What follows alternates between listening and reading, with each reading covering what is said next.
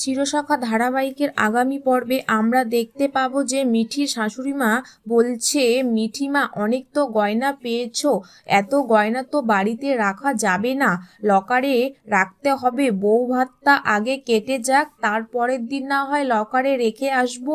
তার মিঠি শাশুড়িমা যখন ব্যাগটা খোলে তখন দেখতে পায় ব্যাগের মধ্যে একটা কাগজ। মিঠির ননদ সেটা খুলে দেখতে পায় ওইটা মিঠির প্রেগনেন্টের রিপোর্ট। মিঠির শাশুড়ি বলে, কি ওইটা? মিঠির ননদ বলে, ভাইকে জানানো উচিত। কৃষাণুর রিপোর্ট দেখে খুব রেগে গিয়ে মিঠিকে কথা শোনাচ্ছে। কৃষাণু মিঠিকে বলল, তুমি প্রেগনেন্ট, তোমার জানার কথা, তোমার নতুন কাকুর জানার কথা। ছি ছি ছি, এত বড় মিথ্যে কথা বললে আমাকে তোমরা। মিঠির ননদ কৃষাণুকে বলল, ভাই বাবা তো এই বিয়েটা মেনে নেবে না। কৃষাণু বলল, আমি তো নিজেই মেনে নিতে পারবো না। মিঠির শাশুড়ি মিঠির বাবা মাকে ফোন করে তাদের বাড়িতে আসতে বলল।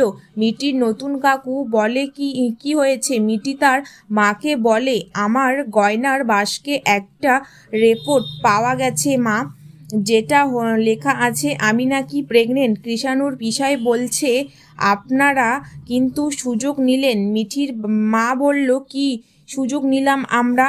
আমাদের ছেলেটার ভালো মানুষের সুযোগ নিলেন, এতটুকু না করলেও পারতেন। কৃষাণুর পিসাই মশাই বলছে, মিঠি তুমি কিন্তু বড্ড বেয়াদব, আমার লজ্জা করছে। এরকম পরিবারের মেয়ের সঙ্গে আমার বিয়ে হয়েছিল, আমি তো সব কিছু মেনেই নিয়েছিলাম, সমস্ত কিছু মেনেই নিয়েছিলাম, তারপরেও তোমরা আমাকে এইভাবে ঠকালে।